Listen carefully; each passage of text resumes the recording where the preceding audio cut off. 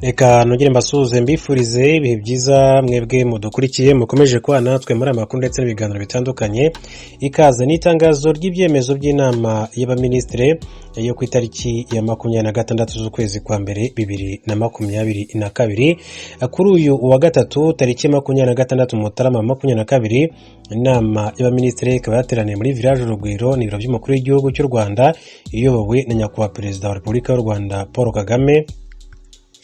Inama y'abaminisitiri yemeje imyanzuro y'inama y'abaminisitiri yateranye ku itariki ya 14 Ukuboza 2021. Inama y'abaminisitiri yongeye kandi gusuzuma no kuvugurura ingamba zafashwe zo gukumira ikwirakwira ry'icyorezo cya COVID-19. Izi ngamba zikurikira zigomba gushyirwa mu bikorwa mu gihugu hose mu gihe cy'ukwezi kumwe uhereye ku wa 4 tariki 27 Mutarama 2022, kandi zizongera kuvugururwa hashingiye ku isesengura ry'inzego z'ubuzima mu Rwanda. Abanyarwanda n'abaturarwanda barasabwa kwikingiza byuzuye kugira ngo bemererwe kujya mu ruhame ndetse no kwitabira ibirori bitandukanye. Ingendo ziraburijwe guhera saa 6 z'ijoro kugeza saa 10 za mu gitondo. Ibikorwa byose byemerewe gukomeza bizajya bifunga saa 5 z'ijoro. Abagenzi bose binjira n'abasohoka mu gihugu bakoresheje ikibuga mpuzamahanga cya Kigali bagomba kuba bafite icyemezo cy'uko bipimishije COVID-19 PCR test mu gihe cy'amasaha 72 mbere y'uko bahaguruka, kandi bakubahiriza amabwiriza y'inzego z'ubuzima kwirinda COVID-19.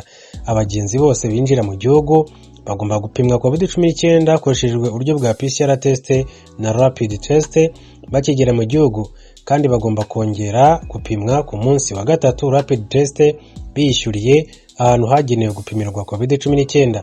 Ibiro by'inzego za leta bizakomeza gufungura, ariko buri rwego rurasabwa gukoresha abakozi batarenze 50% by'abakozi bose, abandi bakozi bagakorera mu rugo ariko bakazajya basimburana.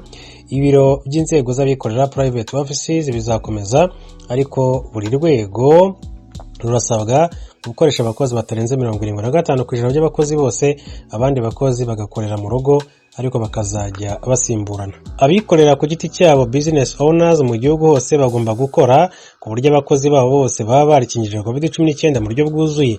Minisiteri y'ubuzima ishobora kandi gufunga by'agateganyo inyubako zaba iza leta cyangwa se iz'abikorera mu gihe bigaragaye ko habonetsemo umubare munini w'abanduye COVID-19. Inama zikorwa imbonankubone zizakomeza. Umubare w'abitabira inama ntugomba kurenga 75% by'ubushobozi bwo kwakira abantu bw'aho bateranira. Abitabiriye inama bose bagomba kuba barikingije byuzuye kandi bakagaragaza ko bipimishije COVID-19 amasaha 72 mbere y'uko inama iterana.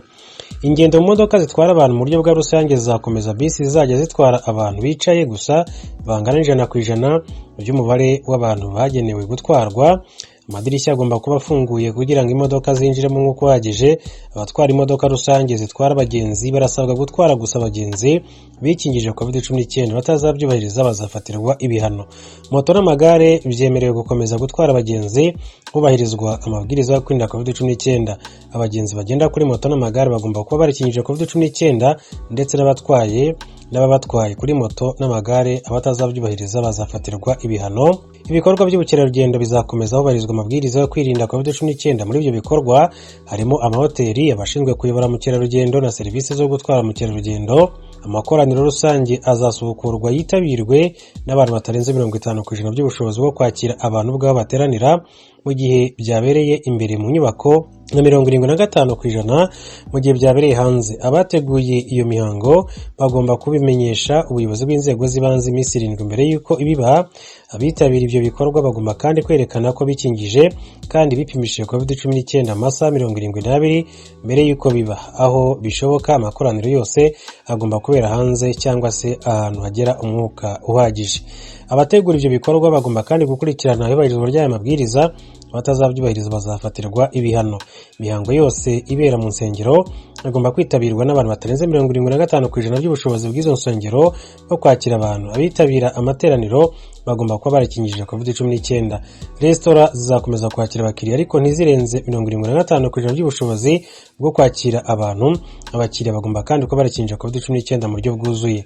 Utubari tuzakomeza gukora hubahirizwa amabwiriza yo kwirinda COVID-19, ariko tukakira abatarenze 75% by'ubushobozi bw'aho bakirira abantu. Abakiriya bagomba kuba barikingije COVID-19 mu buryo bwuzuye. Ibitaramo by'umuziki, kubyina na concert, night clubs and live bands, karaoke na konseri n'ibindi bitaramo by'imyidagaduro bizafungura mu byiciro. Uburenganzira buzatangwa na RDB hashingiwe ku isesengura rizakorwa. Ibikorwa bya siporo y'umuntu ku giti cye n'izikorerwa hanze abantu bategeranye bizakomeza. Abafana bemerewe kandi kureba imikino kuri stade no ku bibuga by'imikino. Amabwiriza arambuye kuri ingingo azatangazwa na Minisiteri ya Siporo. Ibigo bikorerwamo imyitozo ngororamubiri, gyms and fitness centers bizakomeza gufungura mu byiciro. Abitabira siporo ikorewe muri izi nyubako bagomba kuba barakingiwe COVID-19 mu buryo bwuzuye, uretse abari munsi y'imyaka 12 kandi berekanye ko bipimije COVID-19 mu gihe cy'amasaha 72 mbere y'uko babyitabira. Koga muri za piscine, swimming pools, ahakorerwa sauna na massage bizakomeza gufungura mu byiciro. Abitabira ibyo bikorwa bagomba kuba barikingije COVID-19 mu buryo bwuzuye, uretse abari munsi y'imyaka 12 kandi berekanye ko bipimije COVID-19 mu gihe cy'amasaha 72 mbere y'uko babyitabira nk'uko bikuye mu mabwiriza ya RDB. Umubare w'abitabira ikiriyo ntugomba kurenza abantu 50 icyarimwe. Mihango yo gushyingura ntigomba kurenza 50% by'ubushobozi bwo kwakira abantu bw'abo bateraniye. Abitabiriye iyo mihango bagomba kugaragaza ko bipimije COVID-19 mu gihe cy'amasaha 72. Abanyarwanda n'abaturarwanda bose barashishikarizwa kwikingiza byuzuye, harimo no guhabwa urukingo rwo gushimangira ko bujuje ibisabwa. Kwikingiza byongerera umubiri ubudahangarwa bigatuma umuntu adapfa kwandura COVID-19 cyangwa se ngo azahazwe nayo kugeza ubwo ajyanwa mu bitaro. Abaturage kandi barashishikarizwa kwipimisha kenshi ndetse igihe cyose bishoboka, bagakorera mu rugo bifashishije ikoranabuhanga kandi bakarushaho kubahiriza amabwiriza yo kwirinda COVID-19. Mu bindi rero, inama minisitiri ikabagejejweho gahunda yo gutangiza ku mugaragaro parike y'ubukerarugendo ya Nyandungu. Inama y'Abaminisitiri yemeje ibikurikira: amasezerano y'ubufatanye hagati ya Guverinoma y'u Rwanda ihagarariwe n'urwego rushinzwe iterambere mu Rwanda na Afurika 50 yerekeye umushinga wa Kigali Innovation City Project Company. Ivugururwa ry'amasezerano hagati ya Guverinoma y'u Rwanda na Ultimate Forest Company Limited yerekeye gucunga akarere k'ubuhumekero ka parike y'igihugu ya Nyungwe. Inama y'Abaminisitiri yemeje imishinga y'amategeko yikurikira: umushinga w'itegeko rivugurura itegeko rigena ingengo y'imari ya leta y'umwaka wa 2021-2022, umushinga w'itegeko ryemerera kwemeza burundu amasezerano hagati ya Guverinoma y'u Rwanda na Banki y'Abarabu itsura amajyambere mu by'ubukungu muri Afurika yerekeranye n'inguzanyo igenewe ibikorwa remezo by'ibanze by'umushinga wa Kigali Innovation City icyiciro cya mbere n'icya kabiri. Umushinga w'itegeko ryemerera kwemeza burundu amasezerano hagati ya Guverinoma y'u Rwanda na Banki ya Aziya ishinzwe gutera inkunga ishoramari rigamije ibikorwa remezo yerekeranye n'inguzanyo igenewe umushinga wo kwihutisha imikoreshereze y'ikoranabuhanga. Umushinga w'itegeko ryemeza kwemeza burundu amasezerano hagati ya Guverinoma y'u Rwanda n'ikigega mpuzamahanga gitsura amajyambere yerekeranye n'impano n'inguzanyo zigenewe inkunga ya kabiri yo gushyigikira gahunda y'iterambere ry'umukozi ndetse n'iterambere rusange. Umushinga w'itegeko ryemeza kwemeza burundu amasezerano hagati ya Guverinoma y'u Rwanda n'ikigega mpuzamahanga kigamije guteza imbere ubuhinzi yerekeranye n'inguzanyo igenewe umushinga wo kuhira ndetse no gucunga neza ibishanga bya Kayonza n'icyiciro cya kabiri. Umushinga w'itegeko rishyiraho ikigo cyo kwigisha ndetse no guteza imbere amategeko cyitwa IRPD. Inama y'Abaminisitiri yemeje amateka akurikira: iteka rya perezida rizamura mu ntera abofisiye bakuru ba polisi y'u Rwanda, iteka rya minisitiri rizamura mu ntera abasofisiye ba polisi bato b'u Rwanda, iteka rya perezida risezerera nta mpaka aba ofisiye ba polisi muri polisi y'u Rwanda, iteka rya perezida ryirukana burundu ba ofisiye ba polisi muri polisi y'u Rwanda, iteka rya minisitiri risezerera nta mpaka ba ofisiye n'abapolisi bato muri polisi y'u Rwanda, iteka rya minisitiri ryirukana burundu ba ofisiye n'abapolisi bato muri polisi y'u Rwanda. Inama y'Abaminisitiri yemeje ko aba bakurikira bagomba guhagarara ibihugu by'amahanga ndetse n'imiryango mpuzamahanga mu Rwanda: Bwana Triyogo Jatmiko, ambasaderi wa Repubulika ya Indonesia mu Rwanda, afite icyicaro i Dar es Salaam muri Tanzania.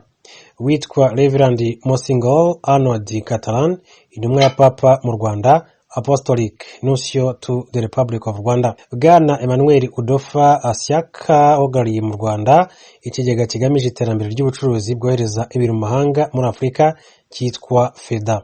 Bwana Christophe Stutter ni uhagarariye komite mpuzamahanga y'umuryango utabara imbabare mu Rwanda, akaba afite icyicaro i Kampala mu gihugu cya Uganda. Bwana Ronit Prova Peris uhagarariye inyungu za Repubulika ya gisosiyaliste ya Sri Lanka afite icyicaro i Kigali mu Rwanda.